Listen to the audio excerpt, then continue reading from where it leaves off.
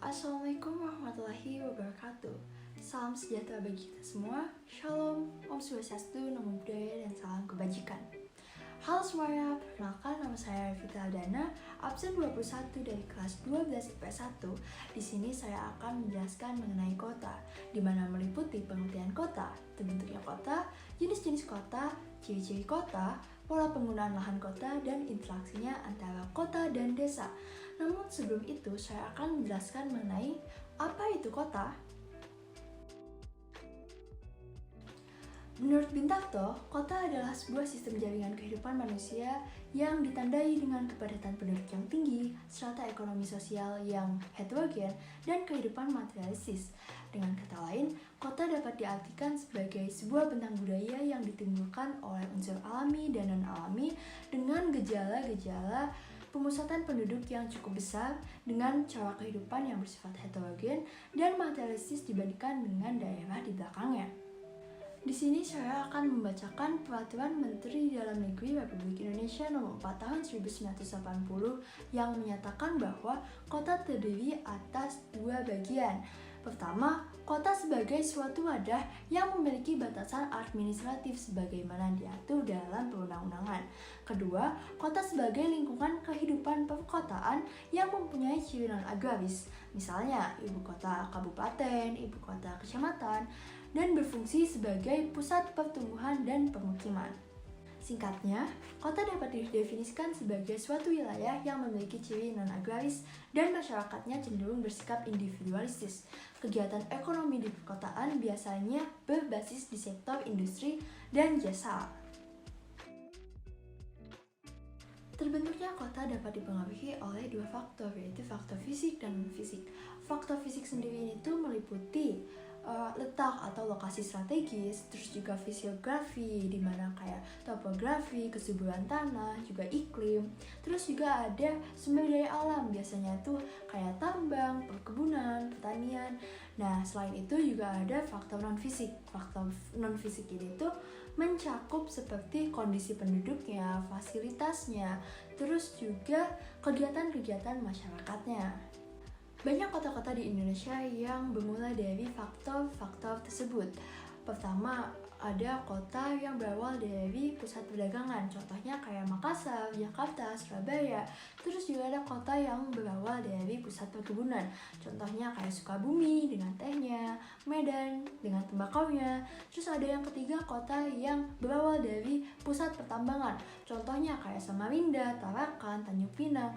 Terus keempat, ada kota yang berawal dari pusat administrasi pemerintahan, contohnya itu seperti Hindia Belanda pada saat menjajah, itu mereka pemerintahan pusatnya berada di Batavia. Saat kita sudah merdeka, Batavia yang namanya menjadi Jakarta sekarang ini menjadi pusat pemerintahan Republik Indonesia.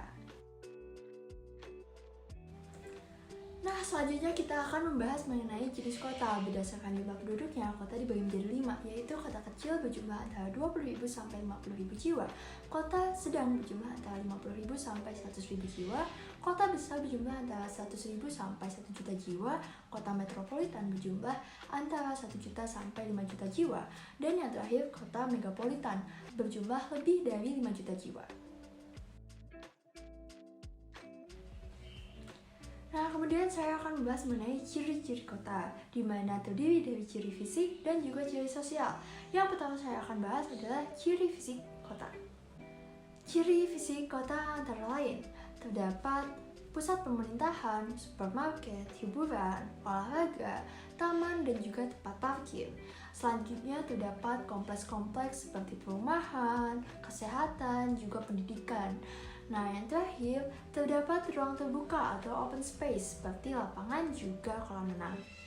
Selanjutnya, saya akan membahas mengenai ciri sosial masyarakat kota yang antara lain terbuka terhadap pembaharuan, individualistis, mata pencaharian heterogen, cepat berganti pekerjaan, patung badan atau geososial, mana natio kecil, seks ratio rendah, mobilitas penduduk tinggi, kepadatan penduduk tinggi, dan juga terdapat segregasi keuangan. Nah, selanjutnya kita beralih ke pola penggunaan lahan kota, di mana di sini tuh terdiri dari beberapa teori yang telah diungkapkan oleh para ahli. Contohnya kayak teori konsentris, teori sektoral, teori inti ganda, juga teori Bintaro. Pertama ada teori konsentris yang dikemukakan oleh Ernest Watson Burgess, di mana penggunaan tanah secara melingkar, inti kota pusat kegiatan ekonomi terletak di pusat lingkaran, semakin ke pinggir semakin berkurang, namun jumlah pemukiman semakin banyak. Lanjut, zona pemukiman yang ditetapkan berdasarkan kualitas pemukiman dan aksesnya.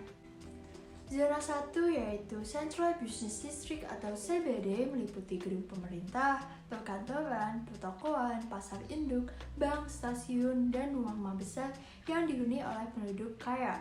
Zona 2 yaitu zona peralihan atau transisi meliputi industri kecil atau manufaktur, slum area atau underworld zoomers yang dihuni golongan kurang mampu atau buruh industri. Zona 3 yaitu pemukiman kelas rendah atau proletar. Zona 4 yaitu pemukiman kelas menengah. Zona 5 yaitu pemukiman kelas atas atau elit, atau dapat juga disebut sebagai zona pengelaju. Kedua, teori sektoral yang diungkapkan oleh Homer Hoyt, di mana penggunaan lahan berdasarkan sektor-sektor, pusat kegiatan berada di pusat kota, lahan lainnya digunakan untuk sektor lain seperti sektor industri, pendidikan, perumahan, dan lain-lainnya. Zona pemukiman ditetapkan berdasarkan topografi dan aktivitas penduduknya. Penggunaan tanah secara mendatar dan vertikal, harga sewa tanah atau rumah bervariasi, tergantung dengan jaringannya. Harga tanah yang mahal terletak di tepi luar dari kota, juga tanah yang berbentuk kuarter biasanya harganya jauh lebih murah. Zona 1 yaitu Central Business District atau CBD meliputi gedung pemerintah, perkantoran, pertokoan, pasar induk, bank, stasiun, dan rumah-rumah besar yang dihuni oleh penduduk kaya. Zona 2 yaitu zona peralihan atau transisi meliputi industri kecil atau manufaktur, slum area atau underworld zoomers yang dihuni golongan kurang mampu atau buruh industri. Zona 3 yaitu pemukiman kelas rendah atau proletar. Zona 4 yaitu pemukiman kelas menengah. Zona 5 yaitu pemukiman kelas atas atau elit, atau dapat juga disebut sebagai zona pengelaju. Ketiga, teori inti ganda yang diungkapkan oleh Harris dan Ullman, di mana dijelaskan bahwa setiap bagian tanah mempunyai potensi yang berbeda-beda karena perbedaan topografi, sehingga tiap pusat berkembang sendiri-sendiri. Juga terdapat beberapa pusat dan CBD yang tidak harus di tengah-tengah kota. Contohnya seperti kota di tepi pantai dan sungai yang menjadi daerah pelabuhan dan pusat perdagangan.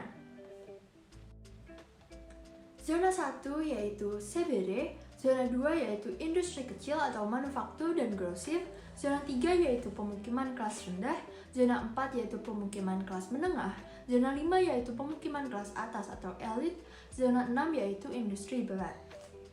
Keempat, teori Bintaro yang dimana menurut beliau ada 6 wilayah zona interaksi, yaitu zona 1 sebagai city yaitu pusat kota, zona 2 sebagai suburban yaitu bagian perkotaan, zona 3 sebagai suburban fringe yaitu bagian perkotaan yang paling luar, zona 4 sebagai urban fringe yaitu tepi kota yang paling luar, zona 5 sebagai rural urban fringe yaitu batas-batas desa, biasanya ditandai dengan penggunaan sektor pertanian dan non-pertanian secara bergantian, zona 6 sebagai rural yaitu desa.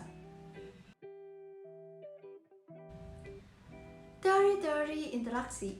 Dalam teori interaksi terdapat 4 teori yang telah dikemukakan oleh para ahli, seperti teori gravitasi, teori titik henti, teori potensi penduduk, dan juga teori grafik atau konektivitas. Namun di sini saya hanya akan membahas 2 teori, yaitu teori gravitasi dan juga teori titik henti. Pertama, teori gravitasi. Teori ini dikemukakan oleh Sir Isaac Newton dan kemudian dikembangkan oleh William Joseph Rayleigh, yang dimana Rayleigh mengadaptasi teori ini untuk mendapatkan nilai kekuatan interaksi antar dua wilayah atau lebih. Dirumuskan dengan kekuatan interaksi wilayah A dengan wilayah B sama dengan nilai konstansa yang biasa dihargai 1 dikali jumlah penduduk A dikali jumlah penduduk B dibagi dengan jarak mutlak antara wilayah A dengan wilayah B. Kedua, teori titik henti atau the breaking point theory digunakan untuk memperkirakan lokasi strategis yang merupakan garis pembatas antara dua wilayah. Nah, teori ini dapat dimanfaatkan untuk memilih lokasi yang tepat untuk perindustrian, perdagangan, dan juga sebagai tempat layanan masyarakat. Contohnya kayak puskesmas, terus kantor kecamatan, rumah sakit, dan lain-lainnya. Nah, teori ini tuh dirumuskan dengan jarak lokasi titik henti diukur dari wilayah yang jumlah penduduknya paling kecil sama dengan jarak antara wilayah A dengan wilayah B per 1 ditambah akar dari jumlah penduduk wilayah yang paling kecil per jumlah wilayah penduduk yang paling besar. Kalau ditanya kota mana yang paling saya impikan untuk ditinggali dan menurut saya paling nyaman, pilihan saya jatuh kepada kota Solo. Kenapa? Karena setiap pulang kampung ke sana, saya merasa kota Solo adalah kota terdamai yang pernah saya tinggali.